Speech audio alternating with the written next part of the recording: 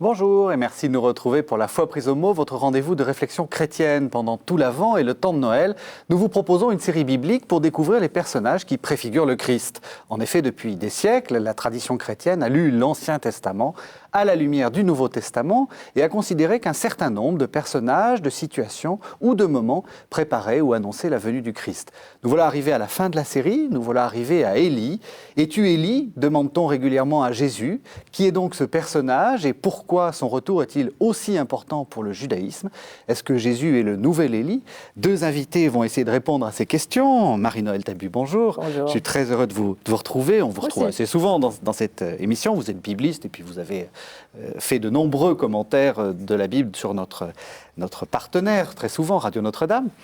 Et puis, comme tout au long de la série, frère Philippe Lefebvre, alors voilà, on est à la fin de la série, ça va, vous allez bien ? Bien sûr, avec la Bible, ça va toujours. Ça va toujours bien, vous êtes dominicain et vous êtes professeur d'Ancien Testament à l'Université de Fribourg, c'est en Suisse. Alors, je l'ai dit, on attend Élie, le nouvel Élie. Alors peut-être avant de se poser la question du rapport entre le Christ et Élie, on va essayer de découvrir ce personnage.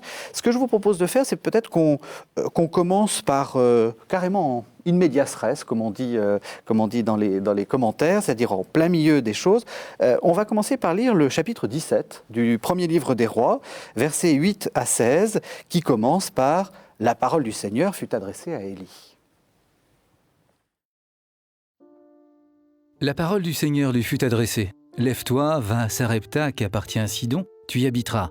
J'ordonnai là-bas à une femme, à une veuve, de te ravitailler. » Il se leva, partit pour Sarepta, et parvint à l'entrée de la ville. Il y avait là une femme, une veuve, qui ramassait du bois.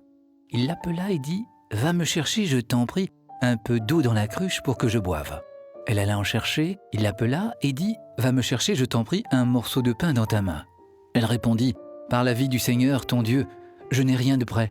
J'ai tout juste une poignée de farine dans la cruche et un petit peu d'huile dans la jarre. Quand j'aurai ramassé quelques morceaux de bois, je rentrerai et je préparerai ces aliments pour moi et pour mon fils. Nous les mangerons et puis nous mourrons. » Élie lui dit « Ne crains pas, rentre et fais ce que tu as dit. Seulement, avec ce que tu as, fais-moi d'abord une petite galette et tu me l'apporteras. Tu en feras ensuite pour toi et pour ton fils. Car ainsi parle le Seigneur, le Dieu d'Israël. Cruche de farine ne se videra, jarre d'huile ne désemplira, jusqu'au jour où le Seigneur donnera la pluie à la surface du sol. » Elle s'en alla et fit comme elle l'y avait dit. Elle mangea, elle, lui et sa famille, pendant des jours. La cruche de farine ne tarit pas et la jarre d'huile ne désemplit pas, selon la parole que le Seigneur avait dite par l'intermédiaire d'Élie. Alors voilà, j'ai commencé par faire lire ce texte pour qu'on découvre ce personnage d'Élie. J'ai dit, on va le découvrir carrément in medias res, au milieu des choses. C'est un peu ce qui se passe dans le livre des Rois, hein, puisqu'il n'est pas introduit et tout d'un coup, on le voit apparaître. Alors, qu'est-ce qui s'est passé juste avant ce texte ? Philippe Lefebvre. Alors, Élie à sa parole a fermé le ciel, c'est-à-dire il a empêché que la pluie et la rosée descendent sur la terre, un peu en châtiment, si on veut, de ce qui se passe à Samarie. Donc on est dans le royaume du Nord. Hein. Après Salomon, le royaume a éclaté en deux entités, au nord avec Samarie, ce qu'on appelle Israël proprement dit, et au sud Juda, centré sur Jérusalem. Donc Élie, il évolue dans le royaume du Nord et il y a un roi et une reine, Akab et Jézabel, nous en reparlerons sans doute pendant cette émission, qui ont abandonné le Dieu d'Israël et qui préfèrent retrouver les divinités standards du Moyen-Orient, hein, Baal et Astarté. Donc Élie dit au roi, ça ne plaît pas vraiment au Dieu d'Israël, cette manière de retrouver des choses peu intéressantes, hein, des divinités courantes, et donc il ferme le ciel à sa parole. Donc on se dit, cet Élie qui apparaît brusquement, c'est quand même un personnage d'une sacrée trempe et qui a la parole de Dieu en lui, parce que quand il parle, le cosmos lui obéit en quelque sorte. Et puis et là on a entendu ce texte, Donc la famine va s'abattre sur la terre par manque de pluie. Et on va avoir cette expérience d'Élie envoyée par Dieu chez une femme de Sarepta de Sidon.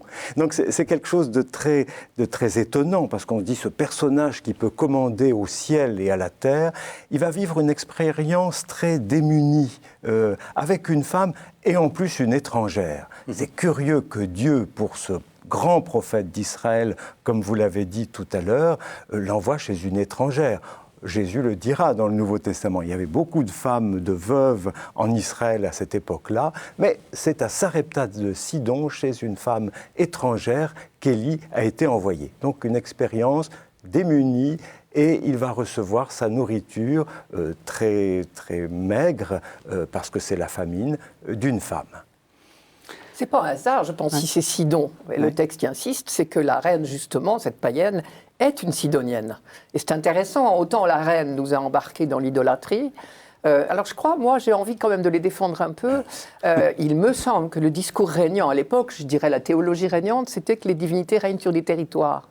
Nous, on revient de l'Exode, du Sinaï, avec notre Dieu qui est avec nous, mais peut-être bien que celui qui envoie la pluie, et là-bas la pluie c'est vraiment vital, crucial, hein, on n'est pas en Égypte, elle manque souvent, le Dieu qui a le pouvoir sur la pluie, la foudre et l'orage, c'est le Baal.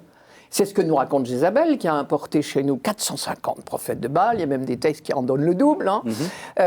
C'est elle la païenne. Et il se trouve, c'est une femme de son pays, une pauvre, une malheureuse, une veuve, on ne fait pas plus déshéritée que les veuves à l'époque, et qui, elle, est envoyée pour aider. Accessoirement, j'entends donc, Dieu dit, j'ai ordonné à une femme veuve de te ravitailler. Ça veut dire que Dieu, tiens, c'est intéressant, Dieu parle aux étrangers et aux païens et aux Sidoniens, même cette fichue reine, elle n'écoute pas, mais si elle voulait, elle pourrait écouter. Il me semble qu'il y a plein de petites leçons par derrière. Bien sûr. Alors, et je crois, moi, qu'Élie avait envie de faire la preuve que la pluie, elle vient de notre Dieu à nous, et pas de votre Baal. Je pense qu'on est là. J'imagine, je suis bien obligé d'imaginer, puisqu'il tombe comme ça, tout d'un coup dans les textes. Comme la pluie qui ne tombe pas. Voilà, j'ose pas dire. Je suis bien obligé d'imaginer ce qui s'est passé avant. Et il me semble qu'entre Élie et la reine et le roi, il y avait une espèce de lutte de pouvoir. Qui c'est qui envoie la pluie? C'est les Baals, disaient Akab et Jézabel, surtout Akab pour plaire à Jézabel, probablement. Et qui c'est qui envoie la pluie? Non, dit Élie, c'est notre Dieu. Je pense qu'il y a une vraie lutte là. Alors on arrive au texte. Ce qui me frappe beaucoup par rapport à d'autres prophètes qui sont un peu... qui rechignent, enfin on pense à Jonas. Dieu lui dit, lève-toi et va à Sarepta, et lui il se lève et il va à Sarepta. Ah bah pour sauver sa peau.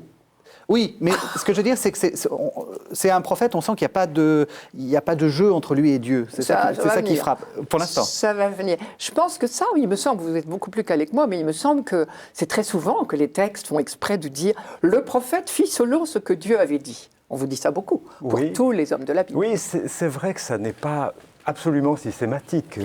Moïse dit tout de suite à Dieu, non, je ne peux pas parler. Jérémie, je suis trop jeune. Mais après, on va voir, ils obéissent. Et on va voir ici qu'il va y avoir un dialogue, en effet, plus tard, entre Élie et Dieu.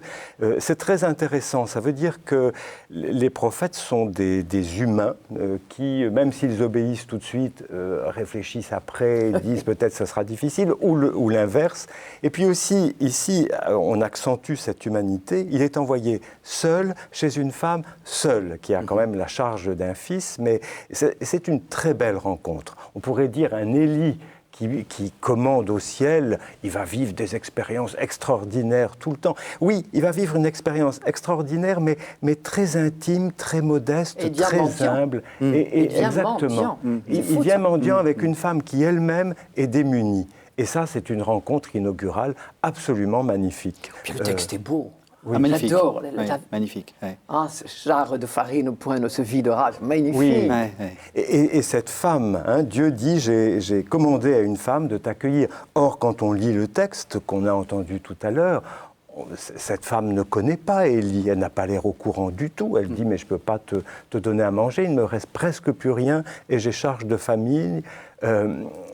Et finalement, elle va accepter. Ça veut dire que quand Dieu parle à quelqu'un, quand il parle à une femme en particulier, c'est quelque chose de profond, de caché. Cette femme va dire, voilà où j'en suis, voilà ce que je peux faire et ce que je ne peux pas faire. Et c'est dans ce dialogue qui va se nouer avec Élie, il faut quand même voir ce que c'est, cette païenne et ce prophète d'Israël, qu'ils vont s'entendre et elle va prendre de son indigence pour donner à Élie. Elle ne sait pas qu'il est prophète, elle n'en sait rien, elle voit un mendiant. Bien sûr, elle voit un mendiant. Et ce qui m'intéresse, c'est qu'elle dit par la vie du Seigneur ton Dieu, oui. et Alors, avec le fameux nom de Dieu, oui. donc ça veut dire quelque part, elle est quand même prête à écouter. Elle est prête à écouter. C'est étonnant Ouais. ça. Ouais. Elle est devant un juif, elle le sait, enfin un israélite, elle le sait, donc... Oui. Et elle sait le nom de son Dieu. Ouais, c'est intéressant ça.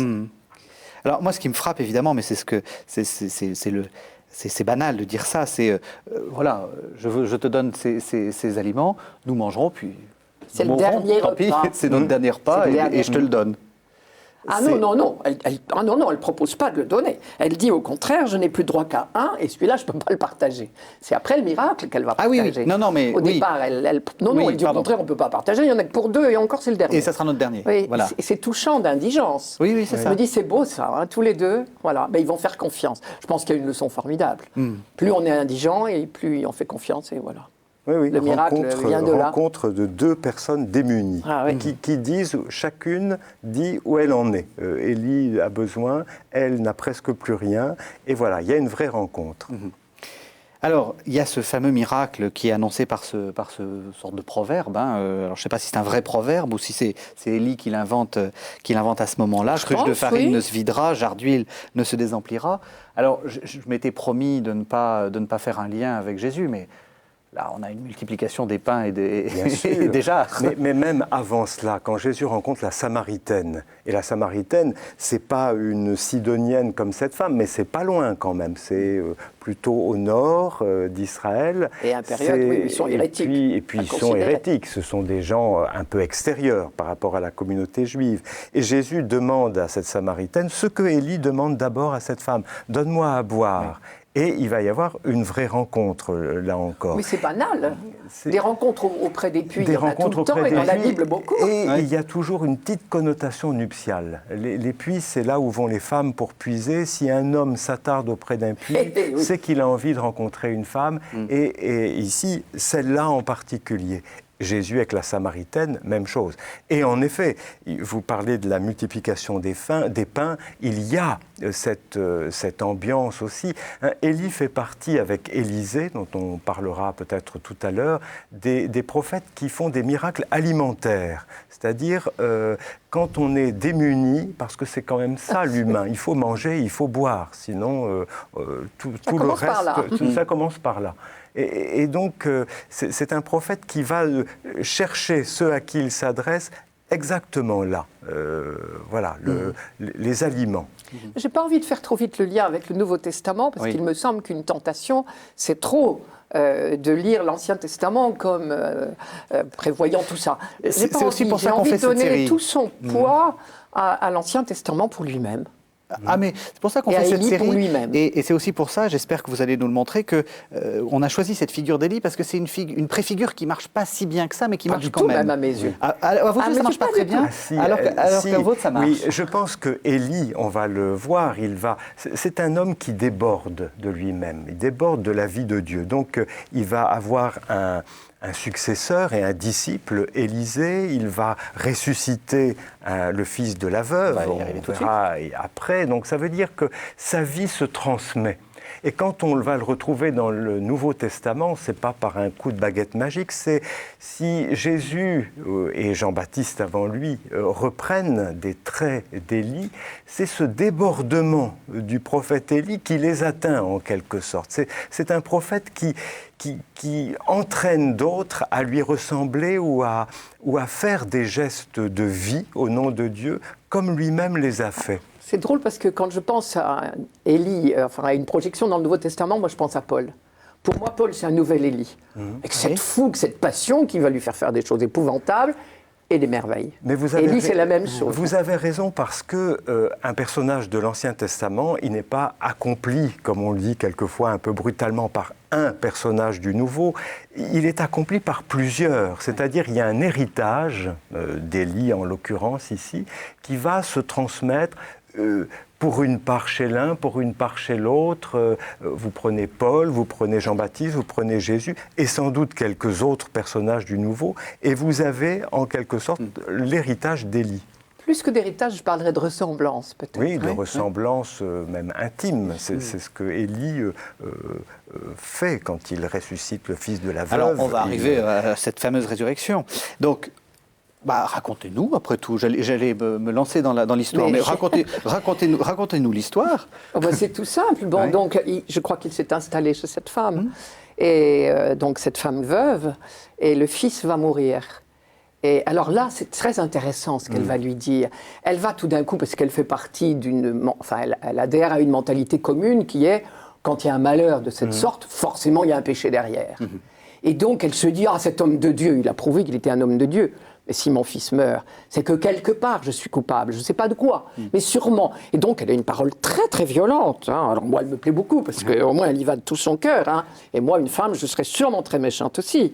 La femme dit à Élie, donc je lis tout simplement, voici ce qui arriva, le fils de cette femme tomba malade. Sa maladie fut si violente qu'il ne resta plus de souffle en lui. La femme dit à Élie, qu'y a-t-il entre toi et moi, homme de Dieu? Tu es venu chez moi pour rappeler ma faute et faire mourir mon fils. Alors ça, c'est vraiment la mentalité, quoi. J'ai sûrement péché, je ne sais pas pourquoi. Et donc, tu ferais mieux d'être ailleurs. Ce qu'y a-t-il entre toi et moi? On la connaît, cette phrase. C'est vraiment, mets-le-toi de tes oignons, s'il te plaît. Tu aurais mieux fait de rester où tu étais. Oui. Bon, et alors, vous savez ce qui va se passer. On fait vite. Bon, il va prendre l'enfant. Je ne sais pas trop quel âge il avait, l'enfant. Il le monte dans la chambre haute et il va ressusciter l'enfant. Et lui rentre. Et à ce moment-là, il dira, alors là, je sais. Je sais vraiment. C'est intéressant aussi, d'ailleurs. C'est quand il rend la vie, alors je sais que c'est le vrai Dieu, parce que Dieu, c'est le Dieu de la vie. C'est tout de suite, le lien est fait. Oui. Alors, comment est-ce qu'on peut enchaîner les deux épisodes, et qu'est-ce que ça nous dit de la figure d'Élie? À la fois, même les trois, c'est-à-dire le prophète puissant, le mendiant et le retour du prophète puissant, mais dans une sorte de miracle qui finalement n'est vu que par la femme. Oui, puisqu'il ne le fait pas devant tout le monde. Vous avez dit que c'était dans la chambre haute. Dans la chambre haute, il est seul à seul avec le Fils. Et je voudrais souligner le jeu de scène qui est là. Il se couche sur le Fils. Et alors, l'hébreu a un verbe très étonnant. On dit qu'il se mit aux mesures du Fils. Il se configure au Fils qui doit ressusciter. C'est quand même étonnant. C'est-à-dire que ce n'est pas un prophète qui agit comme ça.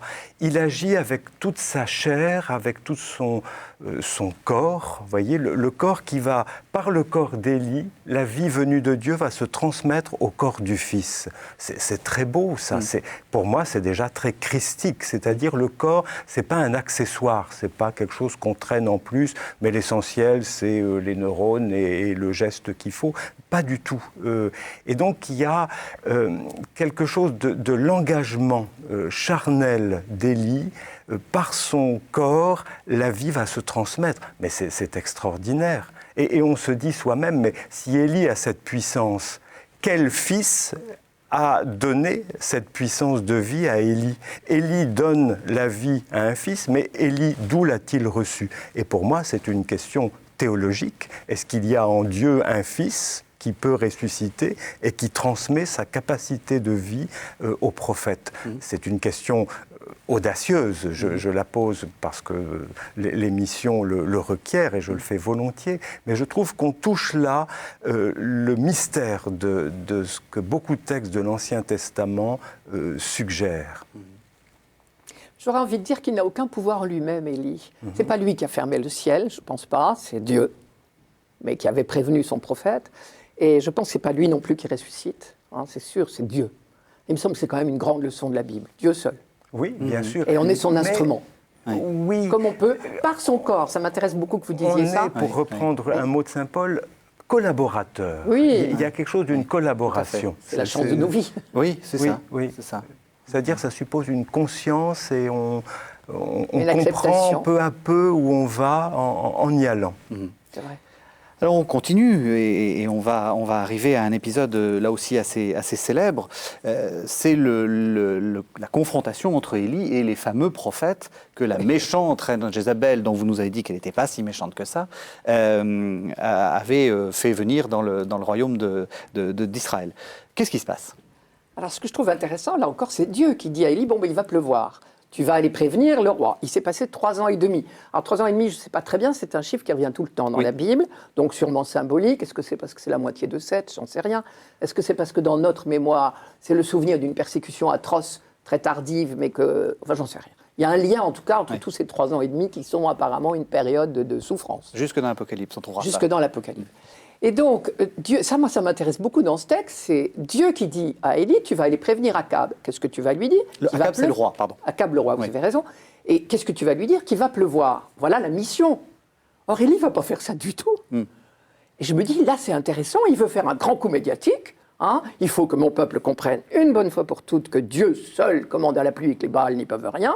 Hein. Et donc, je vais arranger un grand... C'est vraiment un show. C'est très étonnant, il ne dit pas du tout ce que Dieu lui a dit. C'est très étrange, cette histoire. Donc, il prévient Akab, non pas qu'il va pleuvoir, mais qu'il faut rassembler tout le monde sur la montagne du Carmel et que là, vous allez voir ce que vous allez voir. Mais je vous laisse peut-être raconter à votre tour. Non, en 2 mots, il y a donc 2 autels qui sont construits, un pour le dieu Baal, un pour le dieu d'Israël, et puis on voit qui gagne. Alors, c'est du benchmarking. Oui, quoi, exactement. C'est très bien écrit. Et Élie se moque des prophètes de Baal qui appellent leur dieu, et il leur dit, mais il est peut-être en voyage, il est peut-être sourd, il est peut-être endormi. Bon, donc il est occupé, pauvre homme. voilà. Donc il se moque jusqu'à ce que lui invoque le Dieu d'Israël qui répond aussitôt en envoyant le feu. Hein. Oui. C'est l'élément type d'Élie, ça, le feu. Ce qui est intéressant dans la construction du texte, il me semble, on nous raconte longuement, on n'a pas le temps de le lire, mais on nous raconte longuement comment les 2 autels ont été construits. Élie, très poli, a dit on a fait venir 2 veaux magnifiques pour le sacrifice. Et messieurs, passez les premiers, choisissez le vôtre, comme ça ils ne pourront pas l'accuser d'avoir choisi le bon. Donc ils choisissent leur veau, on fait 2 autels, et ce qu'il y a d'assez amusant dans l'histoire, c'est que Élie va faire construire son autel à lui, entouré de fossés énormes, leur surface est égale à ce que peuvent ensemencer 24 litres de graines.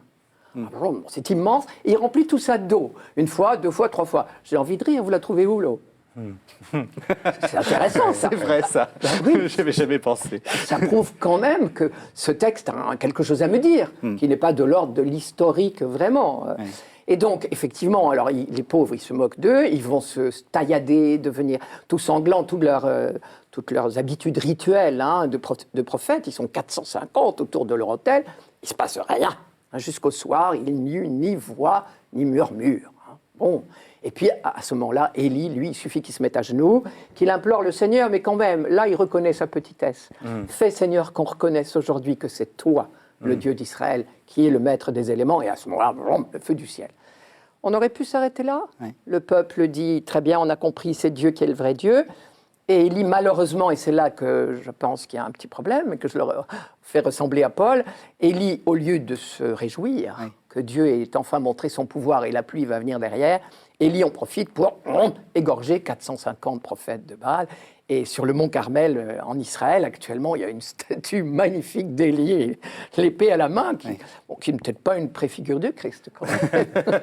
Il a des fouets seulement. Ça, c'est Élie, pardon. Il a des fouets, Jésus. Oui. Il n'égorge pas tout le monde. Il n'égorge pas tout le monde. C'est Élie, première manière, je dirais. Oui, mais c'est intéressant parce que c'est la figure justement du prophète qui est un peu trop bon, enfin qui est un peu trop bon prophète, qui va tout petit peu trop loin. Ah non, vous trouvez pas? J'appelle pas ça bon prophète. Non, mais dans le sens, non, mais qui se pense. Non, Dieu lui en bon a pas prophète. demandé autant. Non, mais... Là, il n'a pas obéi. Il devait aller dire il va pleuvoir. Mais dès le début, il n'a pas obéi. Dès le début, dès le moment où il a organisé cette sorte de confrontation, comme vous avez dit, en grand spectacle, il commençait à aller un petit peu trop loin. Ben oui, tout à fait. Et ça, Dieu, il n'aime pas. Je dirais pas que Dieu n'aime pas. Ah. Non, Dieu nous prend comme on est. Il a la patience de nos lenteurs. Bon, enfin, en attendant... Non, il va prouver au contraire qu'il accompagne son Élie, même violent, même épouvantable. Il va continuer à l'aimer, à le soutenir. Moi, j'admire ça. Oui, mais enfin, Élie se montre sous un jour abominable. Mais il devait aller prévenir Akab. Il ne l'a pas fait. hein, et il lui a dit « organise-moi un grand machin médiatique ». Ensuite, il égorge tous les prophètes, et tout ça, Dieu ne l'a pas demandé. Et Dieu va continuer à l'accompagner. Ça, je trouve que pour nous, c'est très rassurant. Mais il va quand même lui donner une petite leçon. Ah, je ne la vois pas. On va voir. Bah, c'est le texte qui suit. Alors, peut-être vous pouvez faire le lien avec donc c'est le fameux texte de 1 Roi 19.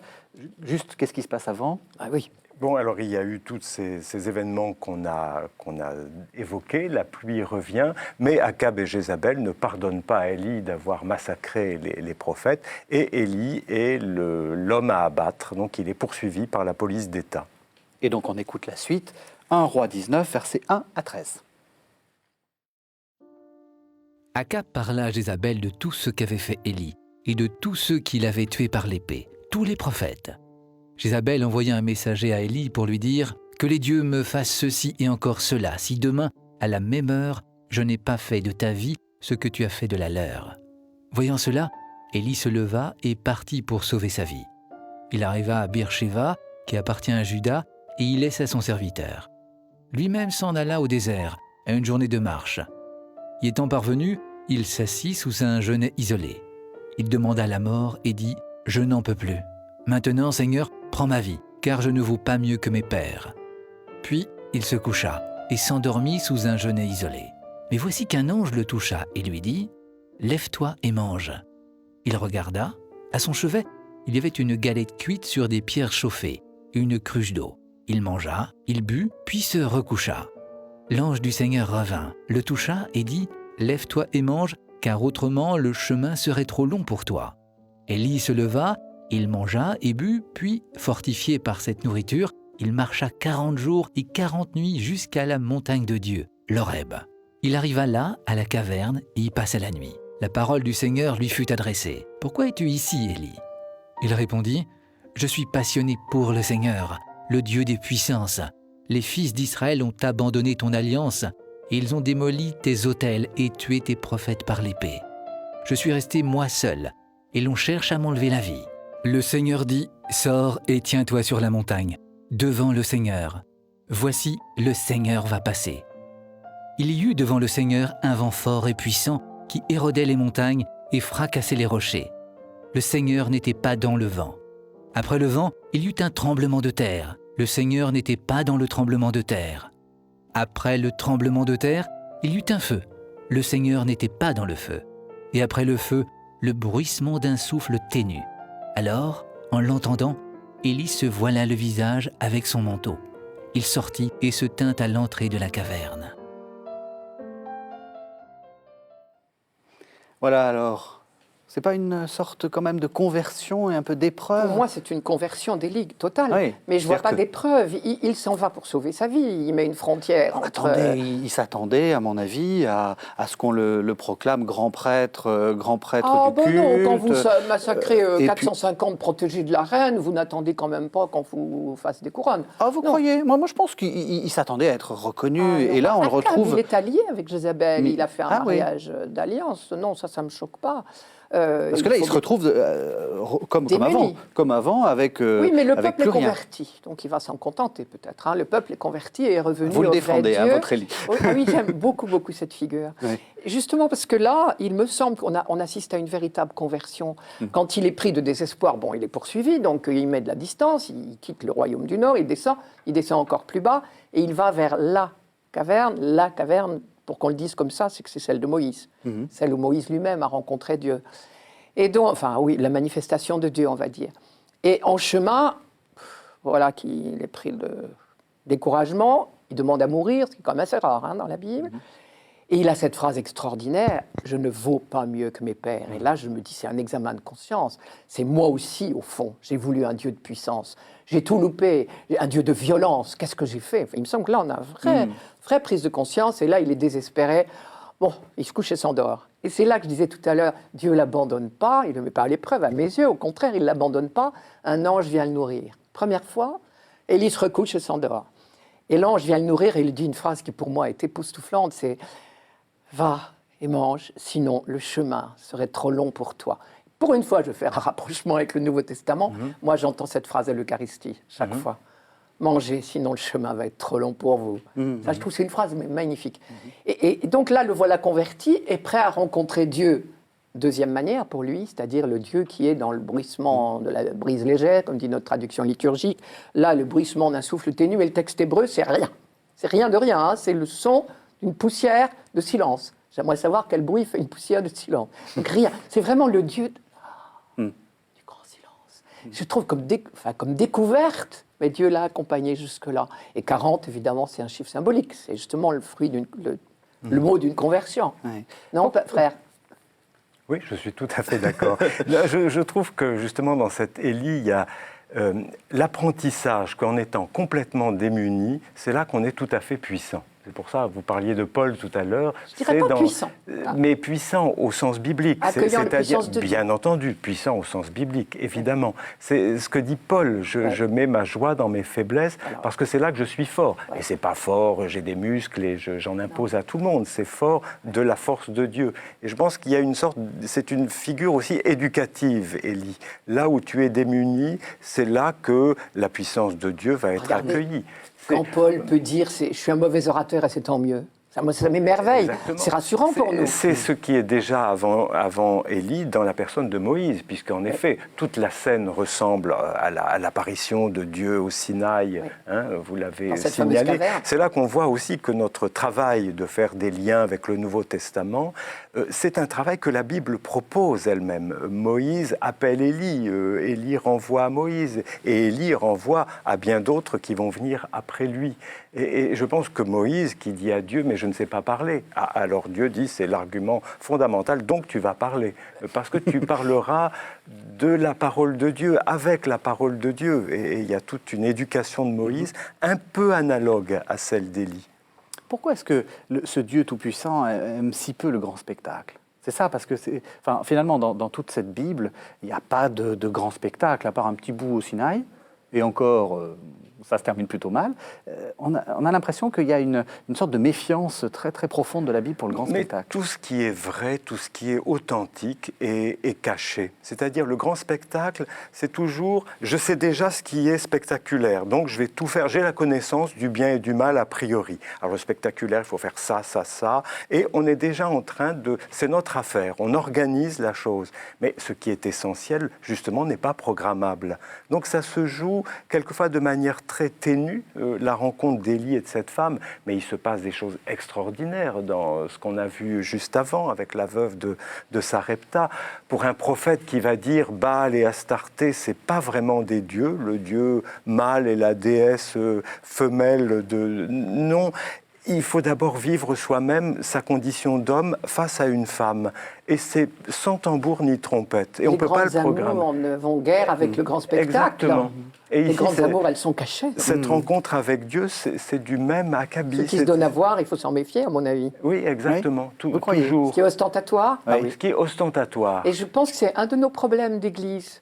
Il faudrait rechercher la pauvreté, le secret, la discrétion, pas chercher des bons orateurs, c'est pas utile. Et c'est là que quelque chose... Il semble qu'on a quelque chose à retrouver. Et Paul est très là-dedans. Hein. C'est là que quelque chose est vu quand on ne cherche pas à montrer, justement. Oui. C'est ça où quelque chose devient visible. Sinon, il y a toute une éducation à refaire. Une éducation du regard. La Bible, c'est ça. Alors, je voudrais qu'on revienne sur ce dialogue tout à fait étonnant entre Dieu et Élie. C'est à partir du verset 9. Cette question de Dieu, pourquoi est-ce qu'il la pose ? Pourquoi est-ce qu'il dit « Pourquoi es-tu ici, Élie ?» Et puis, comment est-ce qu'il faut interpréter cette réponse d'Élie, un peu pleine de mauvaise foi, il faut quand même dire les choses. « Je suis passionné pour le Seigneur, le Dieu des puissances. Les fils d'Israël ont abandonné ton alliance. Ils ont démoli tes autels et tué tes prophètes par l'épée. Je suis resté, moi seul, et l'on cherche à m'enlever la vie. » Je ne suis pas d'accord, il n'est pas de mauvaise foi. Il dit la pure vérité, il est en danger de mort. Oui, mais il n'a pas dit je les ai tous zigouillés les autres. Ça, il le sait. Et pourquoi Dieu lui pose une question, il me semble, je ne sais pas ce que dira le frère. Moi, je pense que c'est seulement pour qu'il ait l'occasion de répondre. Dieu nous donne la parole. Ah oui. Oui. Quand il y a une rencontre avec Dieu, c'est toujours une rencontre On peut dire à part égale. Avec Moïse, c'est pareil. Il y a C'est une étonnant, négociation oui. de 2 chapitres. Avec Jérémie, Jérémie dit à Dieu, non, je ne peux pas du tout faire ce que tu me demandes. Et Dieu dit, mais si, attends, on va s'expliquer. Il faut que chacun se situe. Vous voyez, il y a pas des... Ce ne sont pas des espèces d'instruments sans conscience. Non, ce sont des personnes. Hein. Rencontrer le Dieu personnel, c'est l'avènement de sa propre personne. C'est ça une alliance. Oui, c'est ça une alliance. Le thème même de toute la Ouais, vie. ça m'intéresse beaucoup parce que moi j'ai toujours lu justement en me disant, bon, Dieu lui donne la parole pour qu'il puisse justement dire un peu sa mauvaise foi, puisqu'il avoue pas Non. qu'il a fait quelque chose de Non, pas il très dit, bien. je suis passionné pour le Dieu des Oui, puissants. mais un peu trop. Il lui reste, justement, Un peu trop. il lui reste à découvrir que le Dieu des puissances, c'est dans le silence. Mais il le prépare. Enfin, je vais défendre Élie. Ah mais clairement. non, mais c'est très bien. Oui, moi je pense que c'est des ajustements, enfin, c'est tout ce que comporte une rencontre. Une rencontre, on tâtonne, on n'a pas raison tout de suite, on cherche, on ne sait pas tout de suite. Et chaque rencontre d'un personnage biblique et de Dieu est de cet ordre-là, c'est-à-dire, et dans la durée, c'est-à-dire même si je dis oui tout de suite, bon, peut-être qu'après, il y a des choses dont je prendrai conscience, et mon oui va prendre une autre tonalité. Je dirais toujours oui, mais ça sera sur un registre différent. Hein, et donc, tous ces textes nous éduquent aussi, et puis nous disent, voilà, tous les possibles qu'il y a dans la rencontre avec Dieu. Alors peut-être une dernière question sur le texte. C'est cette histoire de... c'est peut-être un détail du texte, mais cette histoire du devant le Seigneur. Et on a l'impression que Élie sort, qu'il est face à Dieu, et puis Dieu, il est ailleurs, mais il est en même temps dans le vent, il est en même temps... Élie n'est pas sorti encore. Oui, comment Après toutes ces manifestations. Comment de vous puissance, interprétez ce passage? c'est un Sinaï, en fait. Moi, je ne sais pas, mais je Oui. j'ai peut-être pas raison. Moi, j'entends, au Sinaï, avec Moïse, nous étions encore dans l'idée d'un Dieu de puissance, et nous n'aurions pas adhéré à ce Dieu-là s'il n'avait pas fait tout un fracas terrible. Avec Élie, quelques siècles plus tard, nous sommes prêts pour découvrir que la puissance de Dieu, elle est ailleurs. Mais il n'est pas encore sorti. Il s'est mis à l'abri dans la caverne, pour l'instant. Oui. Il sortira quand ce sera le doux subtil silence, comme dit, c'est Chouraki, je crois qu'il dit ça, subtil. Oui. Mais vous savez, là encore, la rencontre avec une personne et avec Dieu, d'autant plus, on ne peut pas situer les gens comme ça. Toi, tu es ici, moi, je suis là, toi, tu vas me dire ça. Non. Où est Dieu exactement? Où est-il? Justement, il est insaisissable parce que c'est une rencontre, parce que c'est une personne. Moïse aura la même question. Je veux voir ta face. Ah, Dieu dit non, on ne peut pas voir ma face, tu verras mes arrières. Et puis, finalement, Moïse va quand même entrer dans l'intimité de Dieu, dans la nuée, et Dieu lui parlait face à face. Ah bon, alors on ne peut pas voir sa face, mais quand même, oui, justement, on essaie de dire tout cela, mais là encore en tâtonnant et au nom d'une expérience qui se cherche. Je pense qu'il y a les mêmes phénomènes dans l'histoire d'Élie. Il n'y a pas, là encore, une sorte de programme fait d'avance, Dieu ici, Élie là, et puis voilà, on va s'arranger. Je pense aussi que la Bible, c'est quand même un catéchisme d'abord, c'est une prédication, et il s'agit de nous enseigner, je trouve que la Bible le fait merveilleusement, que Dieu est le tout autre, sur lequel je ne mets pas la main. C'est cette manière de nous dire, tu ne peux pas le voir, c'est une manière de dire, ne te fais pas d'illusions, tu n'as pas de fil direct, il n'y a pas de téléphone rouge avec Dieu. Il est le tout autre, bon, le saint, c'est ça que ça veut dire, et en même temps, il se fait le tout proche. Et cette ambivalence ou ambiguïté, je ne sais pas comment dire, il est à la fois le tout autre et le tout proche, et je trouve qu'il y a énormément de textes qui le disent très très bien, et cette présentation-là le dit aussi à sa manière. Exactement. Élie va avoir une manifestation merveilleuse de Dieu, et en même temps, oui, il se cache. Très Alors, quelle est étonnant. la suite de la vie d'Élie? Parce qu'on arrive à la fin de l'émission, donc il va falloir raconter rapidement la vie d'Élie.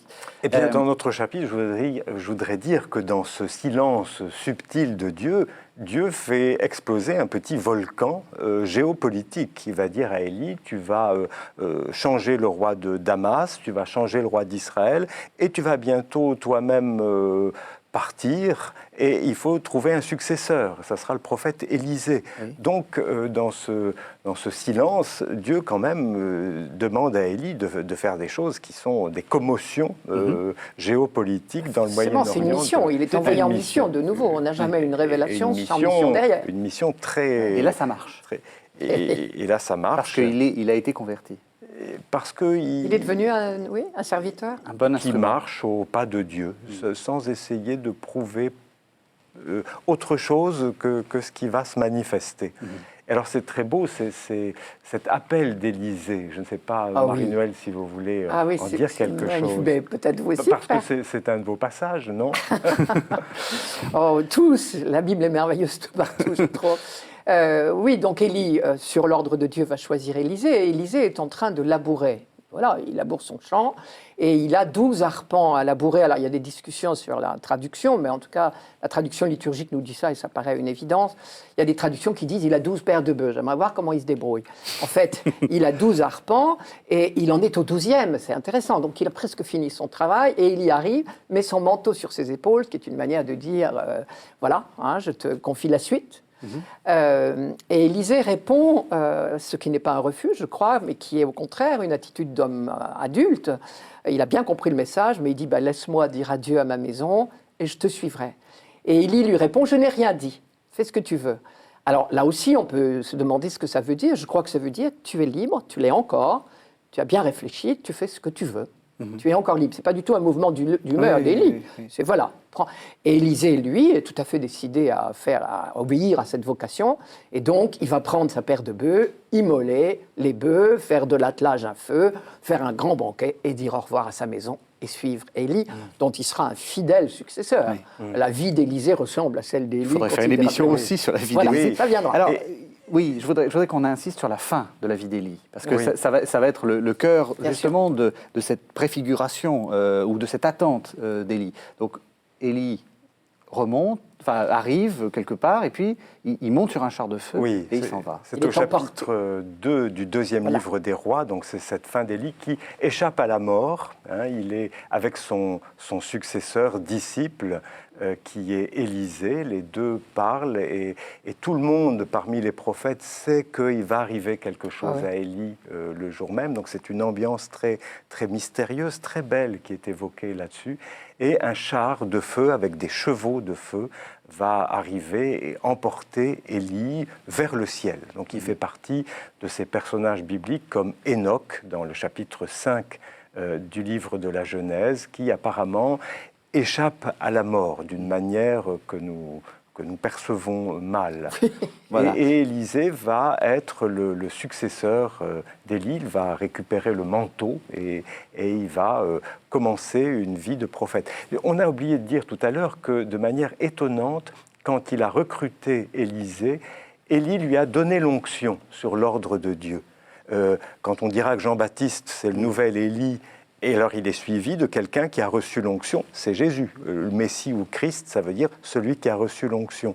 Donc c'est aussi un binôme étonnant qu'on va retrouver. Jésus comme le successeur, en quelque sorte, c'est audacieux de le dire, Élisée alors. Oui, Jésus est le nouvel Élisée. Nouvel Élisée aussi. Parce que ce qui est tout à fait étonnant, c'est qu'on, dans toute l'histoire après Élie, c'est qu'on attend le retour d'Élie, puisqu'il n'est pas mort. Il va bien falloir qu'il meure un jour, cet homme. Et donc, on attend en disant, mais qui va être Élie? Qui est le nouvel Élie? Alors, à votre avis, est-ce que c'est Jésus? Pour moi, sûrement pas. Est-ce que c'est Jean-Baptiste? C'est ce que Jésus dit lui-même, je suis bien obligé de le croire. Jésus dira, on attendait Élie, effectivement, mais je vous le déclare, Élie est revenu. Et à un autre moment, il dit, c'est Jean-Baptiste. Donc vraiment, Jésus est clair là-dessus, donc j'ai du mal à dire autre chose. Mais il y a, les personnages de l'Ancien Testament, encore une fois, ne sont pas accomplis par un seul. Et Malachie l'avait promis, ça, Malachie, quand même. Malachie, le au petit chapitre prophète. 3, avait annoncé, on lit en année liturgique, à la fin de l'année liturgique, c'est intéressant, au chapitre 3, avait dit, et voici que Élie reviendra, il ramènera les cœurs des pères vers les fils et les cœurs des fils vers les pères. On entendait ça comme, il préparera l'humanité à accueillir le Messie. Mais il ne sera pas le Messie, et le Messie ne sera pas un nouvel Élie. Élie serait plutôt un précurseur, c'est pour ça qu'on va faire un lien avec Jean-Baptiste, dont on dit qu'il est habillé à la manière d'Élie. Si je pouvais dessiner un portrait de Jean-Baptiste, je lui mettrais un manteau de peau de bête et une ceinture autour des reins et des sandales aux pieds, ce qui était l'habit d'Élie.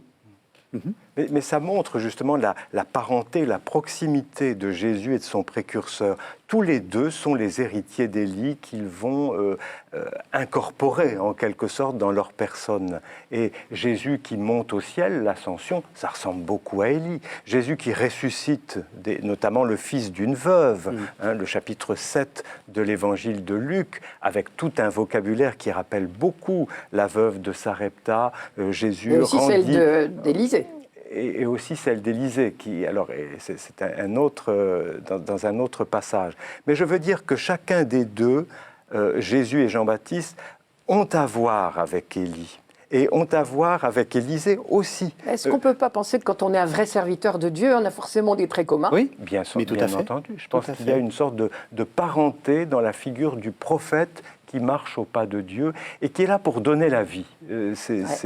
Et donc chacun des deux ont à voir avec ce prophète. Et c'est très beau d'ailleurs, c'est-à-dire Élie, c'est pas seulement un qui peut accomplir tout ce qu'il a posé, tout ce qu'il a montré. Il faut au moins être deux, et même plus. Et moi je pense que Jésus est le précurseur de nous.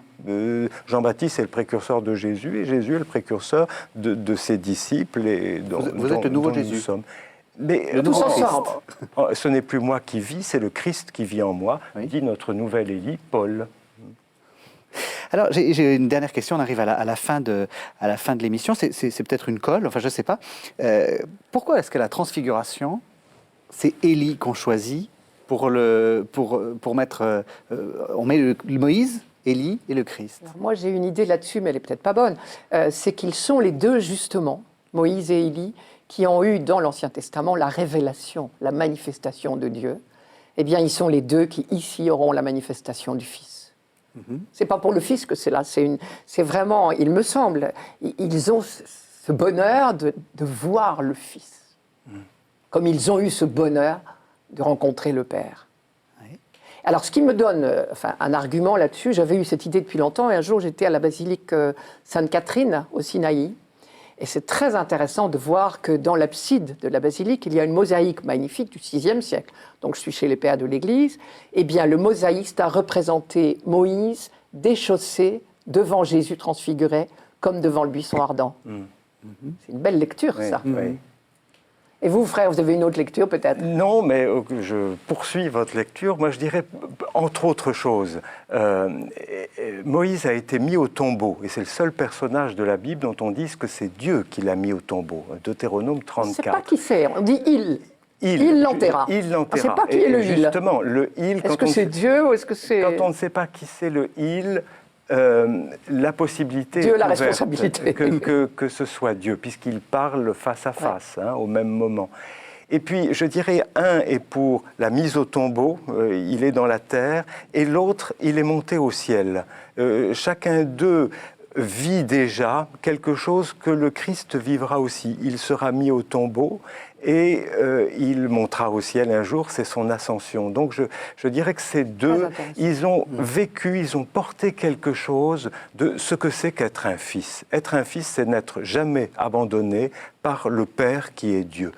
Et au tombeau et montant au ciel, il y a un Père qui me conduit sous la terre ou au-dessus de la terre. Je suis dans la main du Père, en quelque sorte.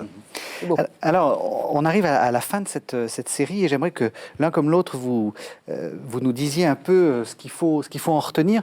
Je suis très content que ce soit vous qui terminiez la série, Marie-Noëlle Tabu, parce que vous avez beaucoup milité pour l'Ancien Testament.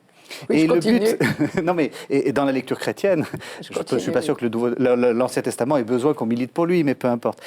Vous avez beaucoup milité et je voulais que cette série nous montre qu'il faut lire l'Ancien Testament et pas simplement essayer de retrouver à partir du Nouveau Testament des bouts d'Ancien Testament qu'on essaie d'interpréter comme ça. Je crois même, j'ai peut-être tort, mais je crois qu'on ne peut pas comprendre le Nouveau Testament du tout si on ne connaît pas bien l'Ancien. À mon avis, c'est un de nos grands problèmes. Oui. On ne peut pas le comprendre, on lui fait dire ce qu'il ne dit pas, ou on ne lui fait pas dire ce qu'il dit, parce qu'on n'a pas l'oreille et le cœur habités par toute cette longue préparation, des siècles et des siècles et des siècles qui ont précédé ça. Je crois que c'est très important, qu'il faut qu'on fasse un vrai effort. Oui. Donc vous approuvez notre série. Ah oui.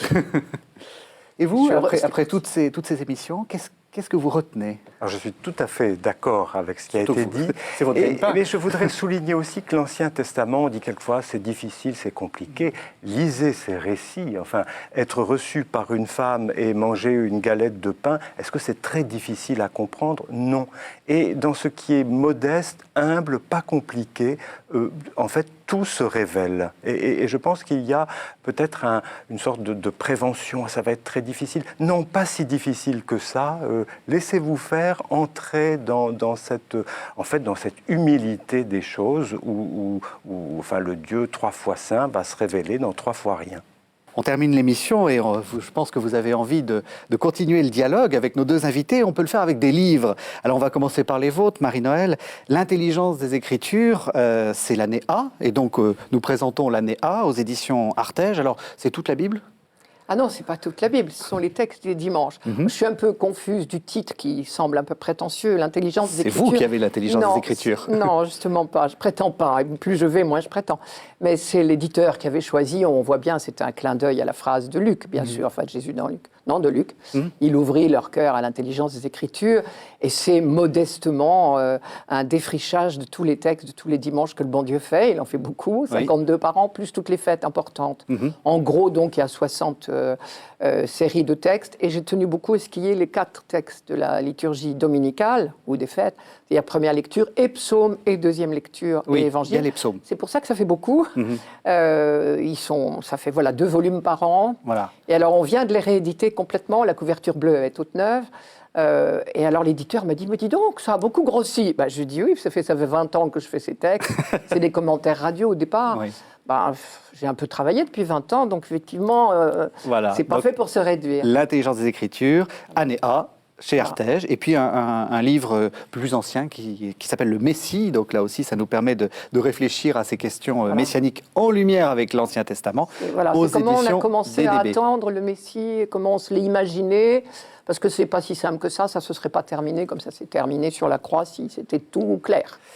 Philippe Lefebvre, 2 livres qu'on a déjà montrés une première fois, mais qu'on remonte. Joseph, l'éloquence d'un taciturne, aux éditions Salvator. Donc, il s'agit de l'époux de Marie, bien entendu. Oui. Mais là aussi, à la lumière de l'Ancien Testament. À la lumière de l'Ancien Testament, c'est un livre qui fait écho à un autre que j'avais écrit il y a quelques années au CERF. C'est Marie et l'Ancien Testament, justement, qui s'appelle La Vierge au livre. Donc, comprendre Marie avec les Écritures.